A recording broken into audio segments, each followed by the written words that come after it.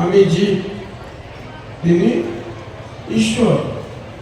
জীব আর ঈশ্বরের মধ্যে তফাৎটা কি না, জীব এবং ঈশ্বরের মধ্যে মাঝখানে একটা আলোকের পর্দা আছে। কিরণময় পরকুশু, জীব এবং ঈশ্বরের মধ্যে একটা ব্যবধান আছে বা মধ্যচ্ছতা আছে, যেটাকে আমরা বলি আলোকের পর্দা। এই আলোকের পর্দাটাকে সরিয়ে ফেললে তিনি আর আমি এক হয়ে যাই। এখানে সূত্রে আছে, ধরুন আপনাদেরকে একটা 5 কেজি সোনার গোলক দেওয়া হইল, একটা সোনার গোলক আপনাদেরকে দেওয়া হইল, যে সোনার গোলকের ওজন হচ্ছে 5 কেজি। আর সেই 5 কেজি সোনার ওজনের অলঙ্কার দেওয়া হইল, আংটি আছে, রিং আছে, দুল আছে, মেখলা আছে, পাউজি আছে, নেকলেস আছে।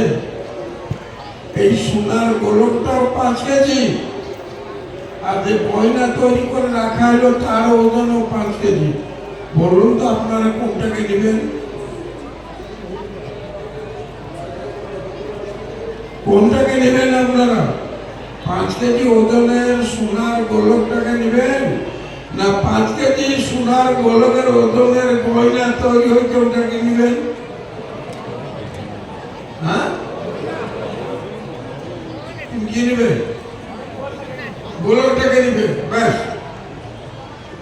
এভাবে বলছে আমি সোনার গয়নাটা নিব, অলঙ্কারটা নিব, আর উনি বলছেন আমি সোনার গোলকটাকে নিব। এখন এই বস্তু হয়ে গেল, কিন্তু তার স্থান নিরূপণ হবে। সোনার গোলকটাকে যে কোথায় রাখবেন?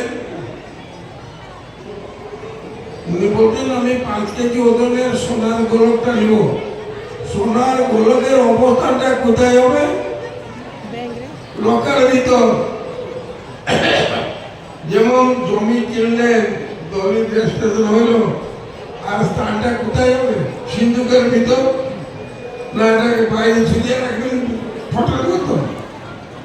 সোনার গোলকটাকে যে সংগ্রহ করিবেন তার স্থান হবে কোথায়? লকারে বা গোডরেজে। ঠিক তদ্রুপ আপনারা যে ঈশ্বরকে চান, ঈশ্বরের স্থানটা কোথায় হবে? না সোনার গোলকের মতন ফ্রিজে, নাই গোডরেজে না লকারে। আর এই যে সোনার গয়নাটা যেভাবে বলতো আমি সোনার গয়নাটা নেব, সোনার গয়নাটা কি হবে? সোনার গোলকটা হয়তো স্থির, আর সোনার অলঙ্কারটা হচ্ছে চলমান, সে আমার সাথে থাকিবে। বুঝতে পারছেন? একই বস্তু ব্যবহার ক্রমে পারিভাষিক ভাষায় কত গুরুত্বপূর্ণ। সোনার গোলকটা সাক্ষাৎ ঈশ্বর শঙ্করাচার্য, আর গয়নাটা গৌরাঙ্গ, সে আমার সাথে থাকিবে।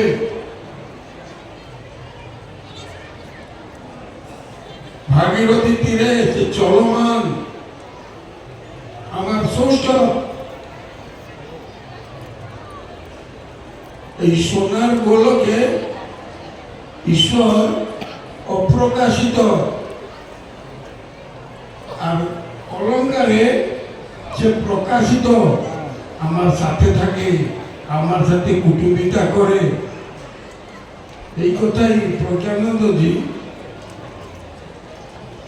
শাস্ত্রের বেদান্তের উপমা দিয়ে উনি বললেন,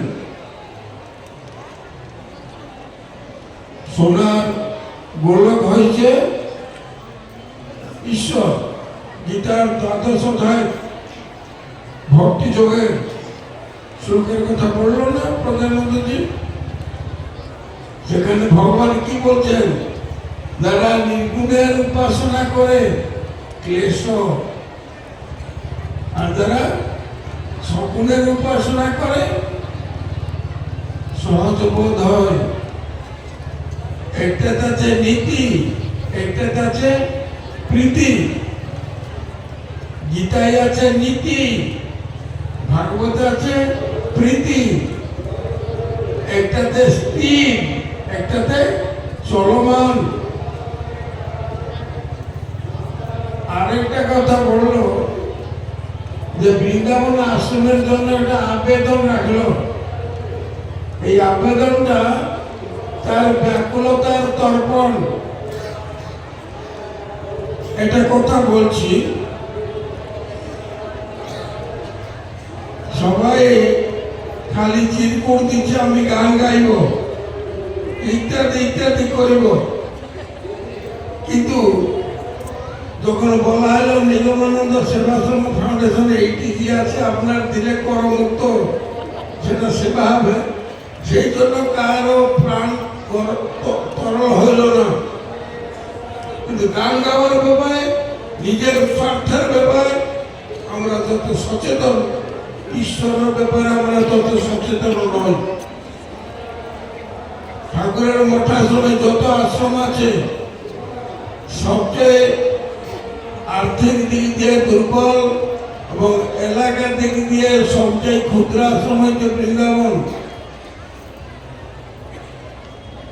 যদি গৌর না হইতো কেমন হইতো, কেমন ধরিতম দে, যদি সোনার অলঙ্কার সদৃশ গৌরাঙ্গ না আসতো, তবে আমরা বৃন্দাবন বলে কিছু জানতাম না। মধুর বৃন্দা বিপিনা মাধুরী প্রবেশ চাতুরী সার হেনালয় মানে এতিনা ভুবনে তুলনা নাই কথা। বৃন্দাবনটা ইউপিতে হইলেও কিন্তু সেখানে দেখবেন মনে হয় একটা মিনি বাংলা। আজকে এই সম্মেলন যেরকম একটা মিনি ভারতবর্ষের পরিণত হয়েছে, ঠিক তত বৃন্দাবনে দেখবেন প্রায় যত তীর্থযাত্রী পুরীতে যাবেন, যত তীর্থযাত্রী প্রায় বাংলা, বৃন্দাবনটা ওটি তদ্রুপ। আপনারা বৃন্দাবনে যান, ঠাকুরের আশ্রম আছে কিন্তু খুব ক্ষুদ্র এবং আর্থিক দিক দিয়ে খুব দুর্বল। প্রজ্ঞানন্দদের কাছ থেকে ফোন নম্বর নেবেন, আপনারা যোগাযোগ করবেন। এইবার বৃন্দাবনের সম্মেলন হয়েছিল, বৃন্দাবনের বিভাগের সম্মেলনী, সেখানে আমরা সিদ্ধান্ত নিলাম যে এখানেটা তীর্থযাত্রী নিবাসের জন্য এটা তৈরি করা ভালো হবে। পাশে একটা জায়গা ছিল, ভদ্রলোকের সাথে কথাবার্তা করছিল একজন ভদ্রলোক সুরেশ ত্রিপাঠী, সে বলেছিল আমি 1,20,00,000 নেব। যখন আমরা ওটা আলোচনা করতে গেলাম তার সাথে, বলছে 4 কোটির উপর দাম বলছে। তখন আমাকে বললো মাছ কি করা যাবে। আমরা তাকে সেই জায়গাটাকে 4 কোটি দিয়ে কিনার, সেই আমাদের যে জায়গা আছে সেইখানে একটা 5 তলার বিল্ডিং করে দিলে হয়। 4 কোটি টাকা তাকে দিব, আবার ঘর তৈরি করতে আবার 4 কোটি লাগবে। সেই জায়গায় 4 কোটি 5 কোটি বিল্ডিং করে দিলে হবে। যত যাত্রী যাবে, যত ভক্তরা যাবে, ওখানে থাকতে পারবে। এই কথাই প্রজ্ঞানন্দ মহারাজ বলছে।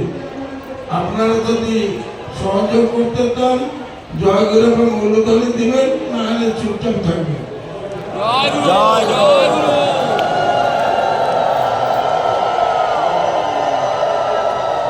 তবে প্রজ্ঞানন্দ যদি ফোন নাম্বার নেবেন,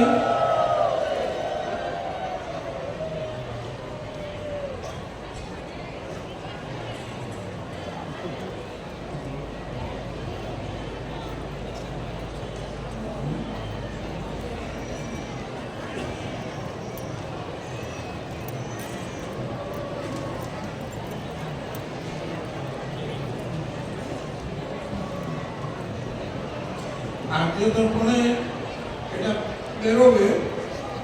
যারা লিখতে চান লিখে নিন 7983199999। মোবাইলে সঙ্গে অপারেট করবেন 79831 32726 32726 স্বামী প্রজ্ঞান সরস্বতী।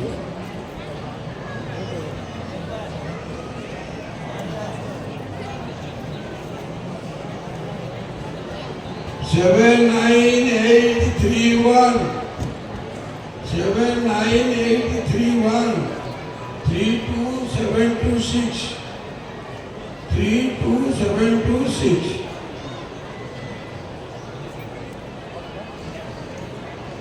আমরা চাই যেহেতু ঠাকুর প্রেমী গুরু, আমি একবার 86-এ বৃন্দাবন গেছিলাম, যেখানে আছে রাধাকুণ্ড, শ্যামকুণ্ড, গিরিগোবর্ধন, মধুর মধুর বাংশী বাজে, এই তো বৃন্দাবন। ঘোরাঘুরি করছি, একজন ভদ্রলোক আমাকে হাতে ডাকলো, আমি তার কাছে গেলাম।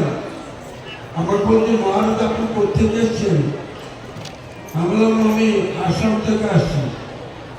না কোন সংস্থা? আমি বললাম, নিগমানন্দ সংস্থা। সঙ্গে সঙ্গে বাড়ি দৌড়ালো যে ইয়া মস্তকটা হাতে বাইর করলো, বলে এটা কার দস্তখত? আমি বললাম, নিগমানন্দ দিন। বলে তিনি আপনার দাদুকে তীর্থপাণ্ডা হিসাবে আমাদেরকে স্বীকৃতি দিয়েছেন নিগমানন্দ। আমি শুনে তাজ্জব হয়ে গেল, পাণ্ডারা কত বিচক্ষণ। হ্যাঁ, আমাদের রাষ্ট্রপতি প্রণব মুখার্জি পুরী গেলেন না, পাণ্ডারা কি করলো? তার স্ত্রী গোষ্ঠী শুধু বাইর করে দিল খাতায়, প্রণব মুখার্জির বাবা কবে গেছিল, তার বাবা কবে গেছিল। এই জন্য রবীন্দ্রনাথ ঠাকুর লিখেছেন, নামিনু